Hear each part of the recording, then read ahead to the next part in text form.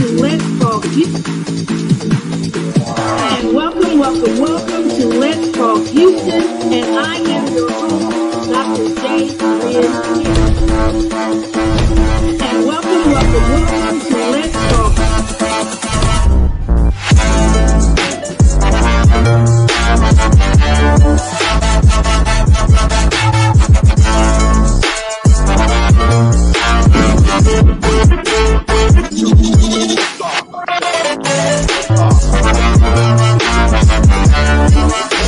Liftoff. We have a liftoff. 32 minutes past the hour.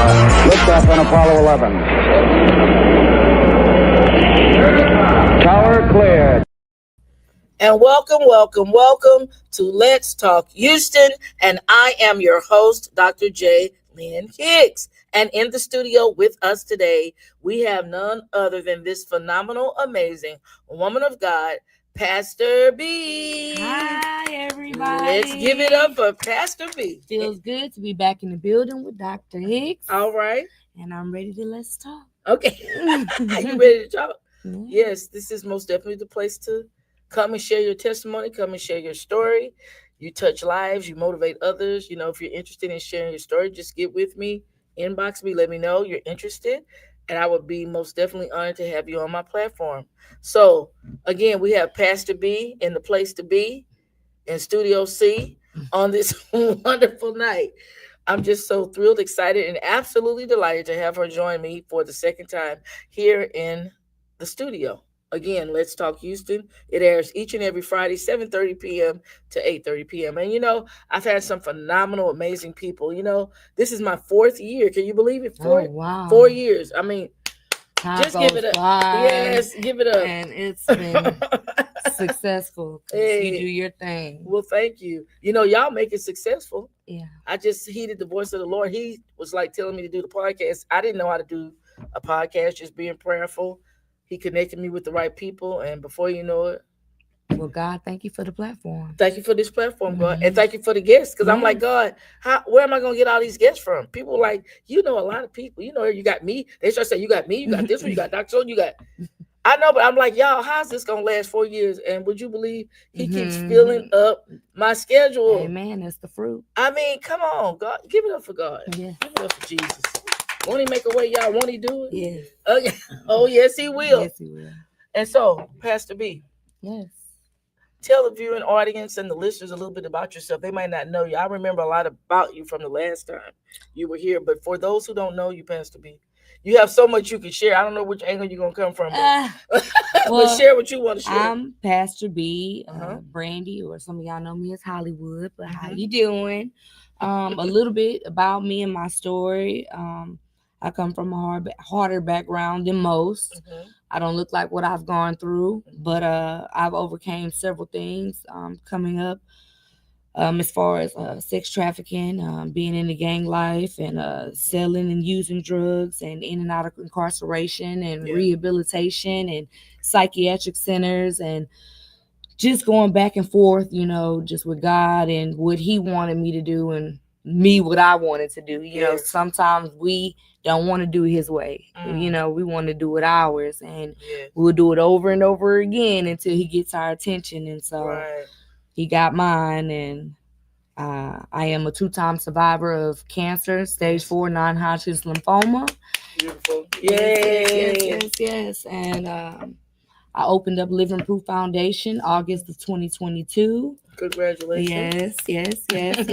And so we are preparing for the regrand opening. Yes. We move spaces, bigger space, more privacy for our clients, more space for our clients. And so, it's going to be amazing. It's coming up this December 6th from 11 to 2. Open invite to the public, you know. Luke 14 was really on my mind when I was thinking about the guest list. It wasn't about the doctors, the community leaders, the millionaires. It was about inviting people who it would matter to. Yeah. You know, that's not often included and don't feel like they have a seat at the table. Well, God wants all of us to sit at his table. Yes, he does. And so, you know, that's my thing, to be a reflection of him and what he would like. And so I made the guest list, sent it out, and just said, you know what, God, if it's 12 or 1200, we're going to be ready. And we're going to spread your gospel, and we're going to give a good show, and the speaker's going to make it so good to where a testimony is going to save a few lives. And that's the real end goal, you know? And so we've got goals. Listen, yes, I was excited when you sent me an invitation because I hadn't heard from you in a while. And I think about you often because your story is it's one of triumph, overcoming obstacles, some tragedies, some trauma. But hey, you made it. I mean, the cancer, the sex trafficking, the gang life, the incarceration. I just remember something about a dead body in your apartment or something. And, you know, for you, you know, most people, when you deal with dead bodies, I'm wondering if I'm gonna see y'all again. I don't know. But what I'm saying was you've dealt with a lot of things and overcome these things and lived to tell about it. And that in and of itself is a miracle. Yeah. And, you know, cancer coupled with drug, coupled with sick. I mean, your body, I'm saying, can only take so much. Yeah. But yet the Lord, he has empowered you and brought you out and allowed you to be able to testify of his goodness. He's so good to us. Yes. Wow. And you have lived through so much. And you had a little sister, didn't you say? Yeah, we have I have a little sister. No, the reason I would say, I remember you said that she was looking up to you, the sister, and she got a little entangled in something there. it's just coming back to my remembrance right now. Yeah. I was just thinking about her. Yeah. But we're gonna talk about you though. But I was just thinking about, because I have, you know how you have siblings, you just think about. Yeah, she lives in Tennessee. Tennessee. Your Living Proof Foundation. Now, what's the purpose of that foundation? Well, basically, I cultivated this nonprofit 501c3 to be able to give people a second chance at life. Those who have been through incarceration, been through sex trafficking, those who are being put out of their homes because they can't afford it, those that are jobless, those that don't have family. You know, we want to give them a place where they can feel safe. And, you know, they call me Miss Boots on the Ground, but like I tell them, we're like your in-person 211. You know, you need to figure out the resources in Houston. We actually call for you, you know, in order to get the rental assistance, utility assistance, shelters, transitional homes, whatever we need to do in order to help you get to where you need to be an upstanding citizen and have your life on track. We're here for you. And so beautiful. You know, basically, I have a 30-day to 18-month program that's at their own pace, and we kind of walk with them through it. And they graduate, you know, a whole new person. And that's what it's about, transformation. And a lot of people fail to realize, especially in ministry, you know, when you come into church, you're on this growth plan. When you get saved and baptized, and they think, you know, you go through their classes. Yeah. And you go through their steps. Like you keep saying there. I have to put emphasis on there because I see a lot of churches try to qualify you and disqualify you with the gifts that God has already given you. And I feel like that's his job.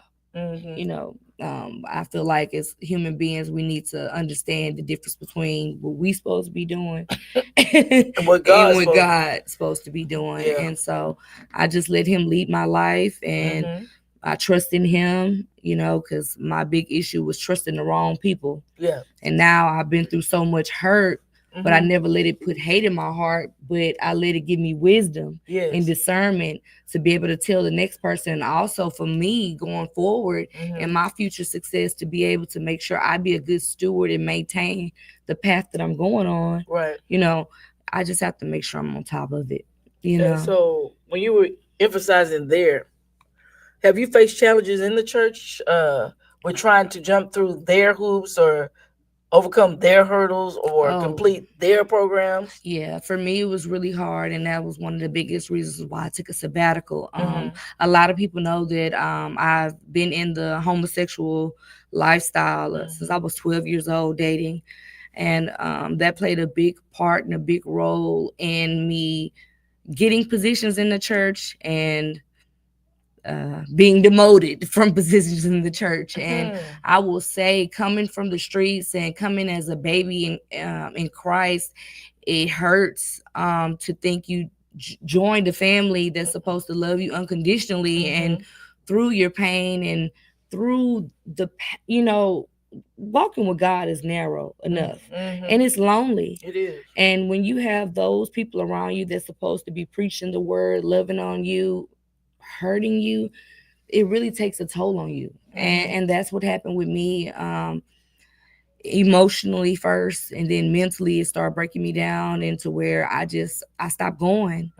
And it took me away from my nonprofit for a little bit, but I see it put me on a spiritual journey for therapy. Yes, church hurt is real, and I will tell you, if you've gone through it, go to seek therapy, seek some help, and talk it out, and forgive that person, and understand that God is going to work on them in that church and the fruit in that church. And if you're meant to be there, God will make you come full circle and place you back there. But for me, it definitely has been a challenge, but it was something that I was able to go through, navigate, and be able to tell somebody else, like, hey, it's okay, and also, like the growth thing, we all are on different paces in life. Right. You know what I mean? God made us individually, beautifully, wonderfully, uniquely made. Right. And he knew us before he put us in the womb. So don't let somebody tell you where you're supposed to be. Don't let somebody,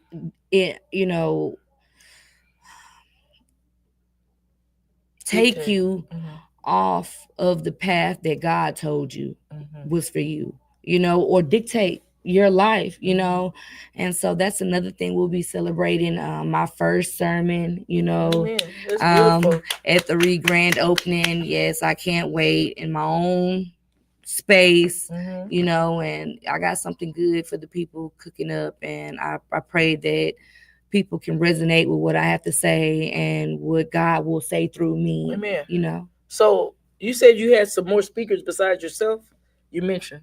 Yes. Are they surprises, or you already got them locked in? They locked in. Minister Labinka Howard. She's with God Chasers. She's such a phenomenal person. She works with the homeless. She's a prophetess and a minister, and she's a great person. She's been like my ministry best friend, because she's been in ministry about 20 years.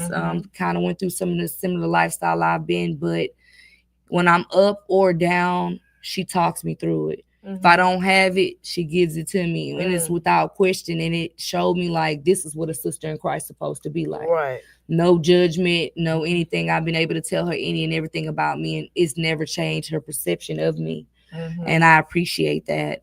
And the other person may be on this live, Brian Young, a great person. He just came out with this book this week called Big Homie, and he did 25 years in prison, and now he just wrote a book. He do peace pop-ups where trying to prevent gun violence between gangs and in different neighborhoods.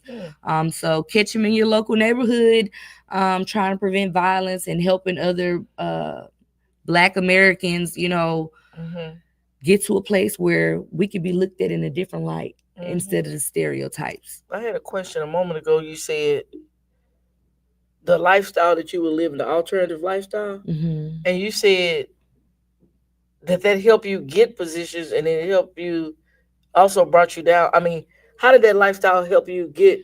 Did they want to use what I mean by that is being utilized to be able to say, oh, okay, well, if she's overcome homosexuality, well, she needs to be in homosexual deliverance ministry. Well, hold on. Oh, okay, you didn't say all that. Okay. Well, hold on.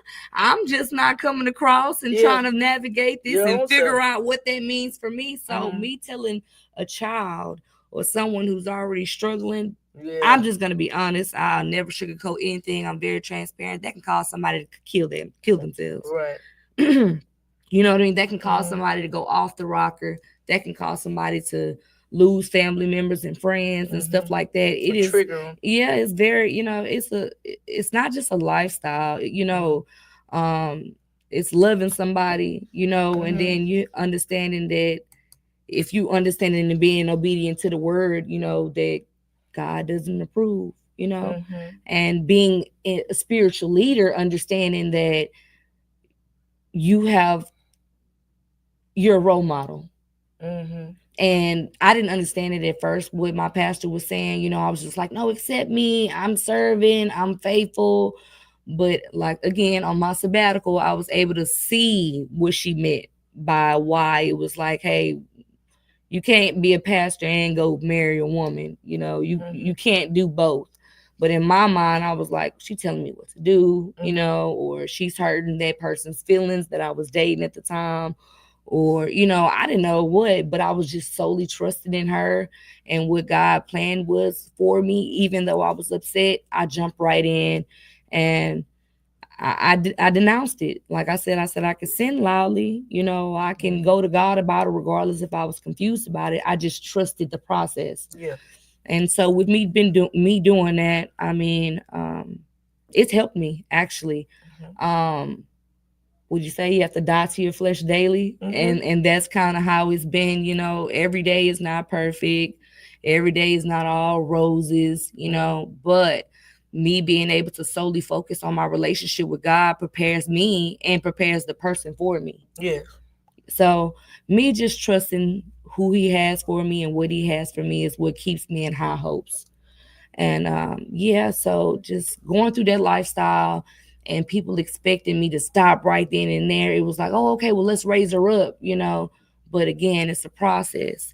And a lot of people didn't understand the process. And so it led to me being promoted and demoted. And it was, within the same ministry over there at the church. And it was pretty hurtful. I was gonna ask you, yeah, how did it make you feel? It was more hurtful than anything, because it was like, dang, God, I finally found my church. I think I found my tribe. I finally found somebody that I actually listened to, because I'm so stubborn. And so it was just like, but then I had to think about it like, the devil could be keeping me away too, though. He could be putting these thoughts in my mind, and I could be looking at this from a whole different perception. And that's what happened. Over time, I was like, as I started doing my nonprofit, and my mom is my vice president, and basically, as I was her armor bearer, my mom has become mine. And sometimes I see myself and my mother prior to me getting to where I am, and I'm like, Mom, hold on, wait, hold on, we got to pray about it. Hold on, no. I see, what she meant by, hey, don't bring me confusion before I'm about to preach, or certain things that she was setting me up for in the church. I didn't understand. I thought she was just being mean. I thought she was just being controlling and rude, but it was about order. Yeah. Learning how a church is ran is about order. It's about order.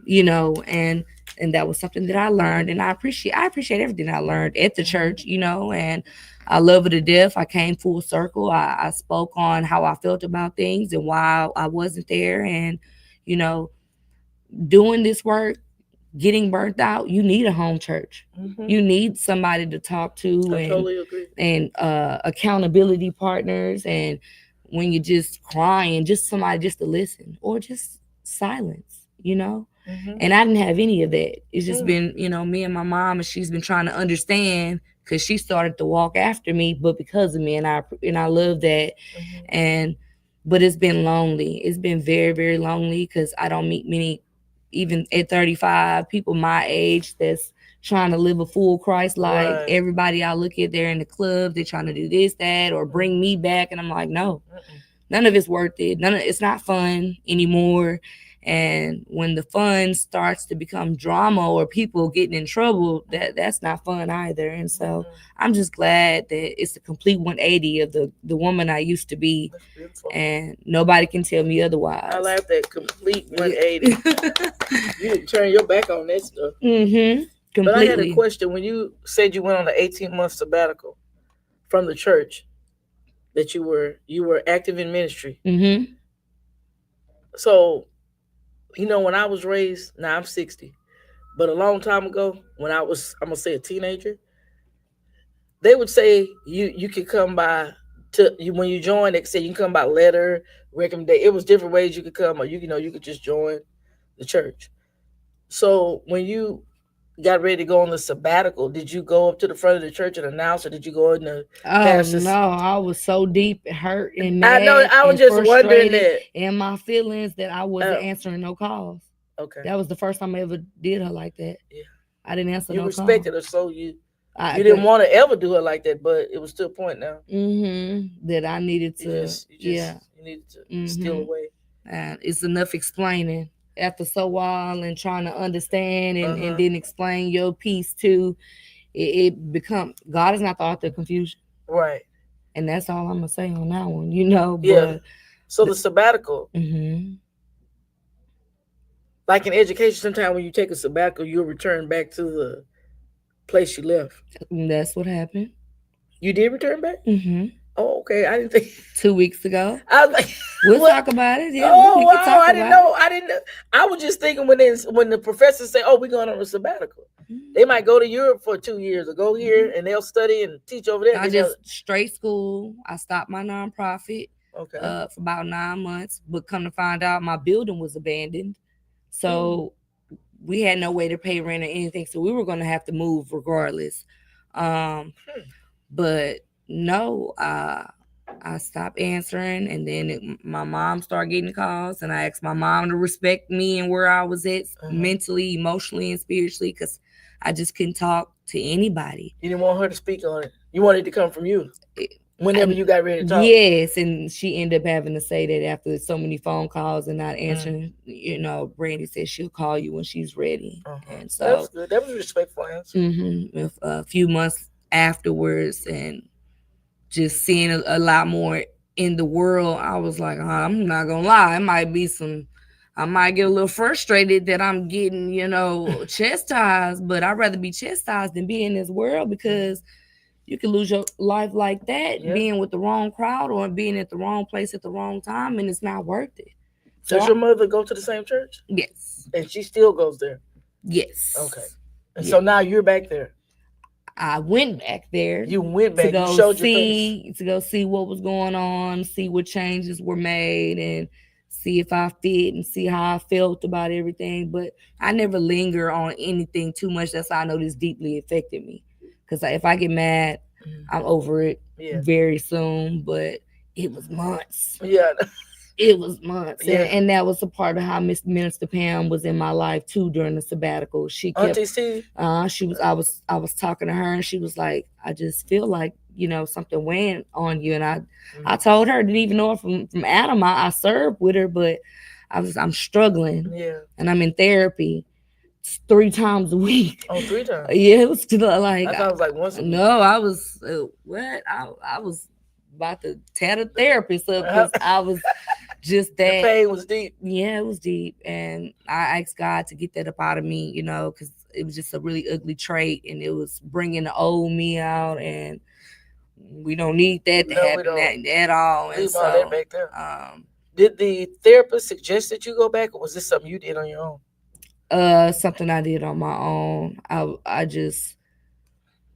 I wanted to get to a place where I can trust my own decisions again. Okay. Because I was giving it to other people in ministry, because I don't know what to do. And here I am relinquishing everything, my whole self, and I'm not even me no more. Right. So that's a problem. Yeah. Because God made me like He made me for a reason, and there's gonna be more people like me: tattoos, incarcerated, homosexual. I don't care like what your background or what your sin is. There's gonna be more like me and that looks like me. So churches, get ready. If you really want to save lives and you really want to be out here fishing, for God's people, don't be judgmental and be patient with those that you have following you, because it's so important. You may be the last source they have, So I didn't hear the closure in this. You went back. My closure was the spiritual journey itself. Okay, so being away was like, I'm hurt, but now I'm not getting the word weekly. Okay. So you're gonna continue going down? I haven't decided. Okay, but you just I haven't decided yet. I went back. I did see a lot of wonderful changes. I felt connected. Everybody missed me, you know, and that's another way the devil plays with me because, you know, I feel like, oh, they have an attitude, or is this really my people, you know, or do they really, you know, but again, that's just, and that's something else I learned on my sabbatical. Who cares what other people think? Right. You know, I learned some really good things that kind of matured me in 18 months, but I never did get rest after cancer. And I think that's also had a lot to do with it. I was still sick, joined ministry, became a pastor, joined college, and I hadn't even took a week from healing. Yeah. So it was like I'm doing all this stuff for everybody and trying to please everybody, but I still haven't even got my body to myself yet. Yeah. You needed some time. I needed time, but it was looked at as I was unfaithful. And that really hurt me. Because it's like, no, I'm just sick. No, I don't not. Why do I not want to be at the church? No, my mom, you know, need me. It's not, you know, and so doing all that explaining, I just was like, you know what, let me just take some time. But again, it's not worth it. I wasn't getting the word weekly. I don't care. You can watch it on TV all you want, but it's nothing like being in the house. Right. You know? I like to be in the house. And so, and during my sabbatical, it was like, okay, let me try to do my nonprofit still. But it was like, where am I being refilled at? You get what I'm saying? For the people, because you have to pour out to the people at the nonprofit. So it was even more draining. And then I started seeing different other pastors attaching themselves to me, and I was cleaning up their churches, and they're giving me my flowers and my props. And then I go back to my church, and it's, oh, hey, Brandy. And I got the whole world acknowledging, you know, my status and title. And then that's when I realized, you know what, that don't even matter. You know, let me humble myself even more. You know what, I'm not even worried about the title. It's just, do you respect me as a person and as a woman of God and a daughter of a king? You know what I mean? At the end of the day, you know, my confidence is in Christ now. Right. Instead of drugs, instead of women, instead of money, I had to find my purpose in him and my comfort in him. Right. You don't worship the accolades of man. But I was, though. I was giving her all the props. Oh, I made it because of her. Oh, I'm here because of her. And she would correct me at times and say, no, it's because of God. But again, it still was those moments where I was just confused, you know. But like, again, once I took time away and was able to look at the bigger picture, and those moments where I questioned, I was able to see it in full circle in my own ministry. Like, oh, that's why. You know what I mean? And so I was like, well, it's not controlling, it's order, and it's a certain way, and you don't cause discord in the church just because you have a problem. Right. And so, yeah, it was just some spiritual maturity that I was able to gain on sabbatical, and I was able to come back and see that she just a human too. Yeah. You know what I mean? And what if God put me there just for me to show her something, teach her something, or iron sharpens iron. I don't know, but we still figuring that out. But I'm back in full force and full effect, and I have so many churches asking me to come join and come visit. So I'm a visit and see where God puts me. And if he tell me to go back there to stay, that's what I'll do. I'll be obedient. If he says somewhere else, I'm gonna go and I'm gonna be obedient. But that's what I learned as well, just being obedient, even when I'm unsure, and trusting God that whatever I think I lost, that I know I have so much more on the other side. Right. So when you went through this sabbatical, and then after you returned, I'm saying emotionally and here in your heart, you didn't really have, at the end of it, I'm saying, animosity, bitterness, or resentment toward the leader. You felt hurt. I'm talking about in the beginning of it. But at the point when you returned back, you were seeking love. You were seeking reconciliation. More so reconciliation, and to see if everything that I had been thinking was what I had been thinking, more so. And it was, to an extent. I'm a transparent person, and I just said how I felt and how I was made, how I thought I was made to be felt. And I was told, no, you know, I'm very adored and loved at the church that I'm that I met, and everybody missed me and everybody want to see me because they were a part of my cancer battle. Actually, they were the only ones. For me to be so popular around Houston, which really was humbling for me and my mother, because we took in so many people with me growing up and gave out thousands and thousands of dollars. That church was the only church that made sure we ate when we couldn't afford it. During chemo, making sure my mom paid the $30-$40 a day at Methodist Hospital. They raised over $5,000. Her husband paid my tuition. So it's so many things. Corner. Yeah, they were in my corner. So I had to see those things. Like, it's people off the street, that I used to hang with, bang with, that, oh, I can't come to the hospital. I can't see you like that.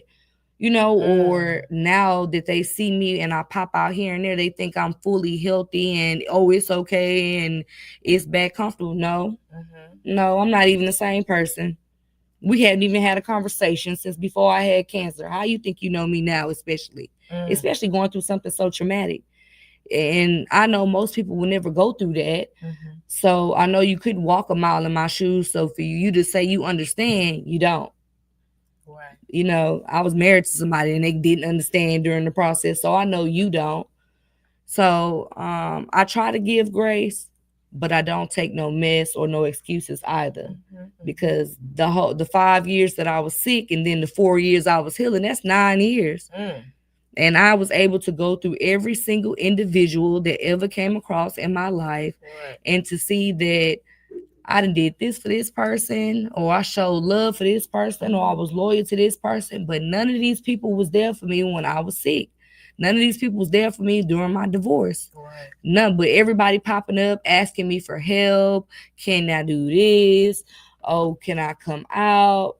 Can you come meet me at church? Can you donate to the nonprofit to help somebody instead of yourself? Can you come help pass out some meals? Like, I'm trying to give back, and I'm trying to be successful for myself and create generational wealth for my family. So now that you see I'm doing better, you got your hand out, and I'm just like, hold on, let me get to where I'm supposed to get. But I think God just showing me, he prepares a table for me in the presence of my enemies. And those people that I thought was my friends had secret animosity towards me. And even family members too. I was seeing that some people didn't think I was gonna make it, and they was using my story in order to benefit their own situation. And that is a horrible and scary place to be, on your deathbed and watching people put videos on you and record you and go live. And oh yes, they posted me like never before. And it was just like, I felt more exploited than anything. And that's my first time ever saying that. But you think about it deeply. But as I think about it, I feel more exploited. And those same people, now that I'm healed, oh, let's go do this, let's go do that. And it's like, I got saved. I'm not living this lifestyle no more. I don't understand. You was there when I was sick, throwing up, couldn't get up. Like, why would you even want me? But again, people are selfish. People still living in the flesh. And that's where I got to keep myself accountable and remember what I've been through and what God brought me through, and protect myself and protect my peace. Most definitely. Shout out to celebrity photographer Farrell Phelps. Glad to have you join us on this lovely evening. Yeah, life has a way of opening your eyes. Yeah, it does. I think you've had some eye-opening experiences as I listen. It's like you had scales on your eyes, but the scales have been removed. So now, like that song say, I can see clearly now. The rain is gone. It's like you're beginning to see stuff for what it really is. Yeah. And the biggest part is to feel. That was something I didn't do. I did drugs from 12 to 25. Okay, you were numb. I didn't even know what my emotions were, my personality was. So that's why I say, how do you know me? And I didn't know myself most of the time. I'm very open and transparent. So it's just like understanding my emotions, understanding how I respond to people and certain things, understanding my triggers, understanding emotional intelligence, and to be able to articulate myself when I am feeling, and to express it in a way where they understand without me getting too high-headed or too passionate. And that was an issue that I was having with my leader. And that's another thing too. Black women, please do not let them tell you we are angry just because we're passionate. Oh, yeah. I can't stand it. You know, it's something that I get so passionate and my voice tends to rise when I'm talking about my nonprofit. That's my baby. Mhm. When I talk about God, I love him. When I talk Mhm. about the things that I've been through and the people I care about, I'm excited. I can't Mhm. help it. I have a zealous spirit. But I see some people don't like that. Or Mm-mm. it irritates the enemy. They at least. misconstrue it. Yeah. Mhm. You're angry. You're aggressive. Yes, and that's what was happening too. I Yeah. got You're an tired angry of that. black woman. Yeah, I got tired of that. I'm like, But you excited. no, I'm just happy. I'm excited. If you knew me, you would understand that. Yeah. You know, and so that was making a lot of people who knew me personally get upset with the church. They was like, hold on, Mhm. like, you know. I've heard a lot of black women say that. Yeah. It's like in the workplace or wherever they are perceived as angry, as too much, as you're too extra. Yeah. Mm-hmm. But really, you're happy. This is the way you express. But one of my cousins, a long time ago, she told me there is no place for emotion in the workplace. But black women are emotional creatures. Yeah.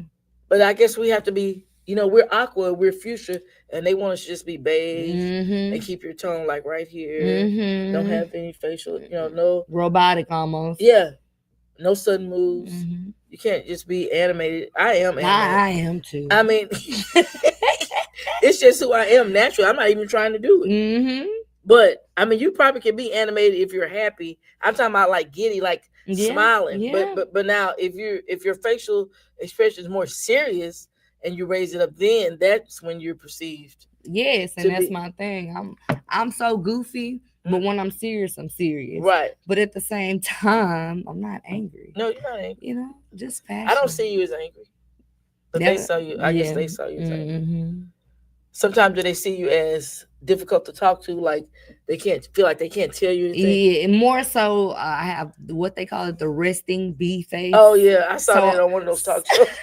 That's why I know what you're talking about. So I have that, and so it was looked at, oh, you coming into church and looking at people crazy. I'm like, no, I'm perfectly fine. Actually, me and the Lord had a good session this morning.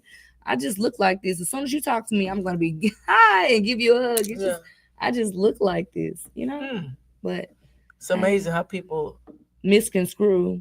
Yeah. Well, let's talk about some happy celebrations. Now, we got the Living Proof Foundation. That's the grand opening. You're rebranding. And 6 days from that, I'll be graduating from Liberty University with my bachelor's in religion and science, with my cognitive and humanitarian action and human rights. And then I'll be going for my master's.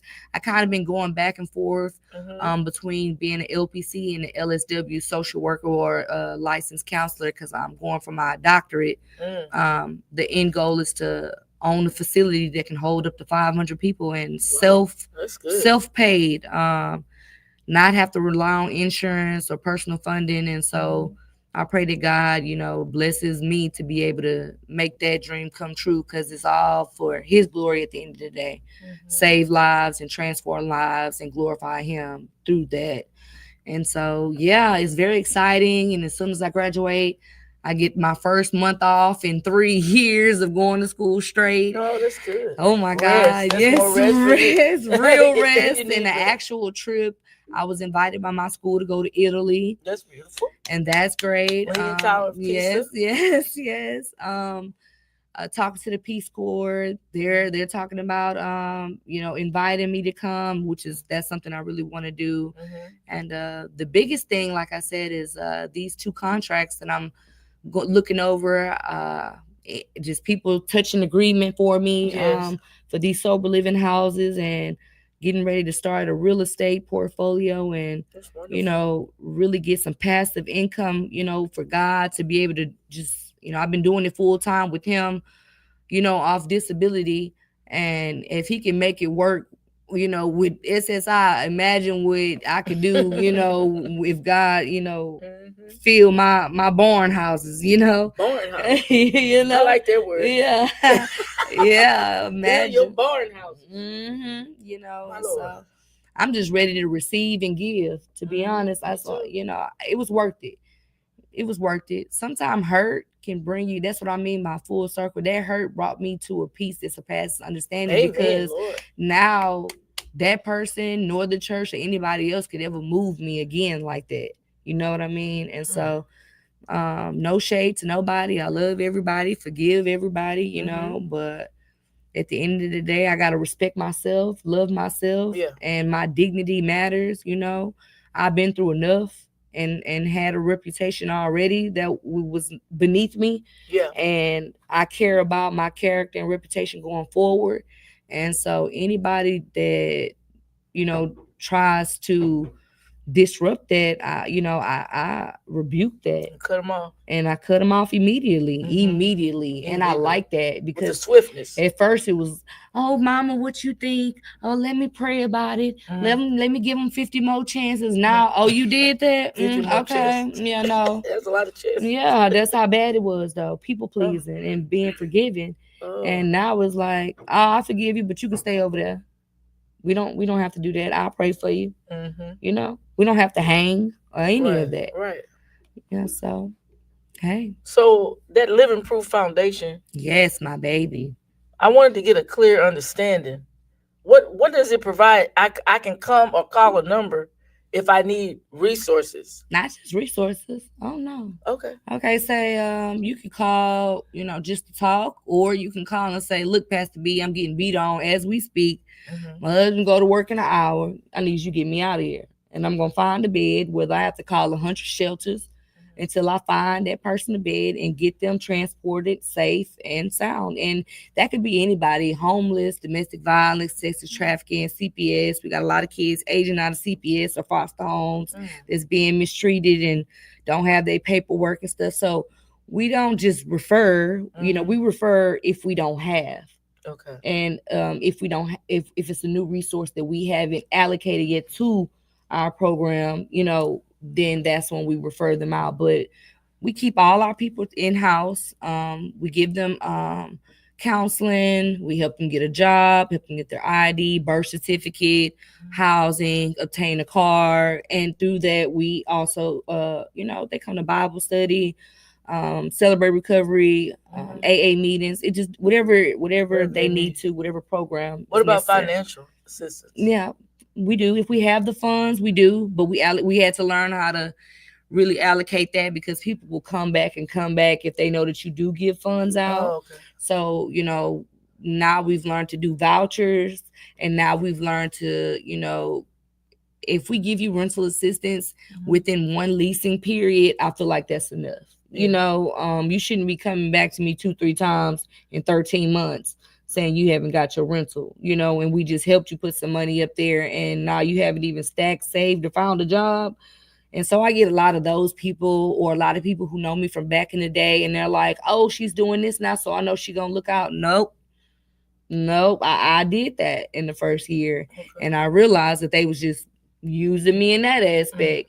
And so, yeah, we're not doing that. We're not abusing and using God's services for people who don't care to do the right thing or be a good steward over, you know, the resources that I am able to provide. So, yeah, we vet people before we take them in. We get them clean and sober. We make sure they do a UA. If they have mental health issues, we put them in psych ward, get them medication started and stuff like that. And then we begin the journey. So it's not just meeting the physical need. It's about, you know, loving them, getting the spiritual need, but the emotional part with the counseling, and then the mental with the medication. So we want to make sure that people have to understand that when you come to the church, yes, let God use you, move you, and change you. But we also, especially in the Black and in the brown community, therapy is real, mental health is real, and we have to make sure we take care of that. And that's not just all fix all when we go to church every Sunday. Right. You know what I mean? God put doctors here for a reason, you know, and gave those professions out for a reason. And a lot of us in the Black and brown community don't like to utilize that, but those resources are there for us. Yeah. You know, and so that's what I'm here to do. Yeah, I was just wondering. I know you say you vet people, but I'm just saying I can't just send people over. I know you got to vet. No, you can send anybody. But we have rules, and that's what I mean by that. It's an intake process, and it's about 30 seconds long. They kind of give me their demographics, tell me their situation, Mhm. and I have rules. And when they read those rules, that's up to them. Now, I'll accept anybody, but most people, they'll accept. But I get a few that's like, when they read the first rule that says I will not use any drugs or alcohol, they like, hold on, Pastor B. Okay. But if you honest with me and you do your UA and I say, hey, I'll still accept you, just in 30 days you need to be clean, that's fine too. But yeah, a lot of them, some of my rules are I can't have any unhealthy relationships, meaning if I just got you an apartment or we pay for your hotel voucher, you should not have someone laying up on you, beating on you, not staying there, not paying bills, and we're paying for your voucher. You know what I mean? So the rules are in place to protect them, but also to protect our resources as well. Mhm. We don't do handouts, we do hand ups, you know. So And so we just want to let them know that some accountability there. we're not just giving out, we're making sure that you're working for the new life that you want, but we're guiding you and we're loving you unconditionally as you do the work. But what if I'm weak and you get me the voucher to the hotel or apartment, whatever, and then I do bring somebody in there and they are laying up? I mean, what happens? Do you take the voucher back, or you just gonna kick them out, or help me kick them out, or what? I mean, how does it work? I'm truthful. I am very truthful. I put myself in those women. First, we give a probationary. We give them a grace, a probationary of the first rule, and try to get them to get right. But another rule, because once we house them, another rule of ours personally is whatever housing we put you in, you must follow those rules as well. So if they call us and they have a problem, we're going to take you out because you're not going to have us looking crazy and you're not going to abuse their services either. Right. But yeah, we give you 1, 2, 3 chances, but third time's a charm. We will take you out. We will remove the voucher because, that's taking a bed. Yeah, that's taking a bed or a space of somebody who really wants the help. That's true. You know what I mean? Don't play with people's resources or nobody's time when you're not ready to change. And that's a lot of reason why a lot of people stay homeless. People think people just become homeless, just to be. But no, it's because people don't want to be obedient. People don't want to live an upstanding life. People don't want to listen to rules. Even if they go stay with somebody, everybody have rules. Right. They don't want to do that. So they rather sleep outside. They literally. You think all of them? No, not all of them. No, it's mental health issues. Oh yeah. Of course, people, millionaires who overnight lose stuff through stocks, bonds. People lose their jobs, domestic violence, drugs. There's many reasons why people become unhoused, but most of them, is mental health issues and I don't want to follow no rules, and they only want the resources or they will not go to a shelter because of the rules. And so I let them know ahead of time, if you're not ready to go through the ride, don't even come over here. Right. Because we're going to come in and we're going to jump in full force. So, yeah, so we've talked about your testimony, the homosexual lifestyle, the incarceration, you said the gang life, the street life, the drug life. But you've been sober, you say now, for the last 9 years. Okay, let's give it up for sobriety. Sobriety is a wonderful thing. Yes, it is. Yeah, and then as a result of overcoming these tragedies and these traumatic experiences, now we have Living Proof Foundation. Yes. Which is, God, he just amazes me. And I love that title. Yes. You're living proof. And that was the point. And the people Living Proof Foundation. We all going to be living proof. God can turn the situation. Change is possible. All the way around. Okay, so now we have the grand opening. And it's on a Saturday. December the 6th. Yes. December the 6th from 11 to 2. Yeah. I just see how I'm just remembering this. Yes, you own it tonight. I was reading the invitation you sent. I don't know. God allows me just to memorize things. That's how I got through college. I can see something. It's like I got a photographic. I start memorizing information. It's a gift he gave me. And so I know it's off of, is it North Sam Houston Parkway? 505 North Sam Houston Parkway East, Houston, Texas, 77060, Suite 676, top floor. And we are open Monday through Thursday from 11 to 2, sometimes to 6 p.m., depending on how many clients we have in the day. So It's 8:26. Hey. Wow, we got 4 minutes. So do you have a way to get in touch? Is there a website or? Yes, you can call us anytime, 281-466-9510. So what number? Wait a minute. What number is that? Is that the Living Proof number or whose number? Okay, let me write That's that. the Living Proof number. Because they used to have where I couldn't type, but now. Oh yeah, now you can. Now type. they've done something here where you can. So that's Living Proof. I can't see my. Okay. Oh, see this cursor? Click off. Okay. These little keys is okay. Let me back up here. Living Proof Foundation. Proof Foundation. So 281. I can't have 81 466 9510. And then our website, if you need to become a client in an emergency situation and it's after hours, I don't care if it's midnight, 2 a.m., you can go on www.livingprooffoundation.org. Wait a minute. www. .livingprooffoundation. Proof Foundation.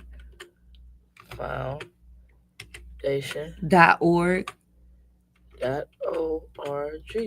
And right click on the top icon for intake form and fill it out, and it'll come straight to me in less than 30 seconds, and I'll be able to see the case and review it before I even meet the client. And so yeah. Wow, that was quick. That's amazing. Mm-hmm. So I could call Living Proof Foundation 281-446 466-9510. Mm-hmm. Or I can go to www.livingprooffoundation.org. Yep. And click at the top right hand corner, you say, and get my intake form if I need to. So wait a minute. You said we could call if we needed somebody to talk to? Mm-hmm. Okay. Like crisis hotline? Yes. So I can just call and talk to somebody. Mm-hmm. Okay. I'm just. Yes, of course. I'm doing a recap. Okay, if I need somebody to talk to. So you saying like if somebody's having suicidal thoughts or they're confused. One ready to go use. Oh yeah, ready. Okay, ready addiction, to go use. Services. Right. Oh, that's beautiful. Mm-hmm. And sometimes we get domestic violence situations to where women want to talk, but they can't leave. Mm-hmm. And so they just want a plan or somebody to listen or the empowerment to be able to leave. That's good. And it's a lot of men too. Please do not get it twisted. Men too go through domestic violence, and they don't want to say it because of pride. But I deal with a lot of men that go through domestic violence as well, and there are shelters for them as well. I just don't want anybody to ever feel too prideful or think there's no resource for your situation, because there is. And even if it's not in Houston, we also will take you to wherever you need to go. If it's in another city, state, we also do that as well. And we don't just help individuals, we help communities. We do big feeds, and we're willing to come to different countries, build wells, do whatever we can to give back, not just to the people, but to God's environment, because he created all this.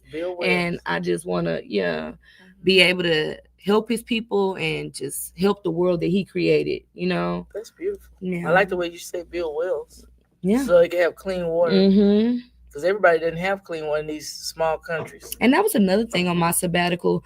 I was really thinking about uprooting Living Proof and going to a different country, and no shade to USA or America, but a lot of people are spoiled and entitled here. Mm-hmm. And half the resources that people can get in the third world country, they will be living blessed life. Mm-hmm. But these people, they'll get the resources and feel, oh, I'm entitled because they live here and it's the land of the free and the home of the brave. But you got to be brave enough to go out there and get it. And you got to live free enough to know that you can make anything possible. Mm-hmm. Yeah. That's beautiful. Well, our time is really about up here. Yeah. But it was a wonderful experience here, sitting here talking to you, just reflect out. I'm thinking about what you just said. We are some ungrateful people, because you go to, like I said, I went to a mission trip in Mexico one time, and the people, they were so warm and open, and we were walking down the street praying. We were praying in Spanish. We had some Spanish ministers praying in English. But because I spoke Spanish, I could understand what he was praying. Amen. And which was beautiful. But I go down there and, you walk in the streets and they got their little house right there on the edge by this water. And it's almost deplorable living conditions. Yeah. And it look almost like a swamp or a dump, but some kind of way they didn't set up right on the edge. Mm-hmm. Like it can slide right in the water. At any time. At any given moment. But the joy. Yeah. The smile. The humbleness. The open arms. Like, come on in. And you go there and the door might be a curtain. Yeah. And they pull the curtain. And you go in this little house, it's like a one-room house. Mm-hmm. They got Jesus on the wall. Mm-hmm. I mean, they honoring God. They got his picture. They prostrated on the ground. Yeah. The Holy Spirit is They got Jesus on the wall of this one-room house with the kitchen and the bed and the 2 chairs all in the same. And then some of the house was tearing up, had a piece of cardboard right there to hold it. This is the outside of the house now, where the wood or the brick's supposed to be. And I'm just saying, they had so much joy. Mm-hmm. And they didn't hardly have anything. Mm-hmm. They want to receive the prayers, and they want to hug. And they just. And here's lukewarm. And here you got an actual place to live. It's not pieced together with a piece. I'm talking about a little piece of cardboard. That's what my daddy lives in Colombia. They walk on dirt. That's what I'm saying. They walk on dirt ground. My dad said that a month ago, somebody stole his cell phone, stealing shoes. You can't even be and people don't realize. I mean, I tell you what, I went on a trip to Costa Rica. I was taking a Spanish class, and they said this trip, you could go be immersed in the culture, stay with families, whatever. So I go in there to stay with the family, and I'm sure they treated you so lovely. They did. But she had like I'm gonna call it a boarding house. It was her house, but like she had rooms, and you could have your own bed, your own bathroom, or some of them. She had rooms that opened to a hallway, and you had to share a bathroom that was in there. Okay. But she told me, she said, I'm going to give you a room with your own bathroom. I told her, well, thank you so much, ma'am. Yeah. And so I went on in there, and one night I was in there asleep, and I felt something, you feel it was a slight pinch like this. It was pinching me. And I'm in a foreign country, Lord. I don't know what is going on. I'm like, Jesus, what is that? I felt it in the night. I didn't want to make no sudden moves. I tried to sleep on through. So I get up the next morning. There is a crab in my bed. Lord have mercy, from the ocean. There's a crab. Lord have ooh, God. I'm telling you, I was about to lose my mind over there in Costa Rica. That woman was trying to, she had me. I kept telling her he would have been cooked. I said he could have grabbed anything on my body. I was in there sleeping. He was under the cover. He was just crawling. And she kept saying, tranquila. She kept saying, commentate. And I would not commentate. I would not tranquila. Because it was, I was about to lose my mind. Guess what? He would have been boiled that morning. Oh, my God. But I didn't know that's what that was. Until I got up and we pulled the cover. She come in there. We started throwing stuff. And we would go. I'm like, what is this? Oh, God. And they were talking about, like, she had the front door had a door. But that back door was a curtain. She had all those rooms. Some kind of way the back leading out to the kitchen was a curtain. And she said sometimes the raccoons get in there. And girl, you trying to scare me back to the U.S. tonight because you are scaring me. And she kept saying, she kept going, tranquila, calm. And then she said it was cold. I said, frio. And she tried to tell me it's cold outside and the crab trying to get warm. I don't care nothing about the crab being no frio. Do you understand? This crab was in my bed. Under the covers, pinching you with my body under there. He could have grabbed hold of anything. Oh, God. But those trips I've had, it's been some touching experiences. Yeah, life-changing moments. Yes. But I'm just saying, sometimes people don't have half of what we have. Yeah. And they're so happy. Like, I don't even think did they have a car? Because they drove those little moped, like motorcycles to work. Yeah. Her husband, he would drive one of those to work. Like we have cars we take for granted. Exactly. We have doors we don't have. Buses, transportation. My dad had to go 2 hours away to see my 3 hours away to see my grandmother in the church, in the hospital. See, 3 whole hours. 3 hours. Boy, I just think about life. It's just we got it easy over here. But we're gonna have to be more grateful, God. Keep us humble, please. Yes. But I guess we better get out. Okay, I've told the crab story. It was great. I've told it's amazing how the truth is funny. Isn't it? Yeah, it's not made up. It's actually happening. Yeah. So y'all, I hope y'all have had. First of all, I just want to say happy Thanksgiving to everybody. We said it last week, but now that we've had it, I hope everybody's had a wonderful Thanksgiving. I hope you can find somebody to inspire, to touch, to motivate, encourage, uplift, because that's why we're here, to uplift one another. And if you have any type of resources you'd like to donate to Pastor B and Living Proof Foundation. Just reach out. There's the number, there's the website. And don't forget about the grand opening, the rebranding of Living Proof. It's December the 6th. It's Open to the public. Mhm. We will be serving food. There will be speakers, and it'll be my first sermon.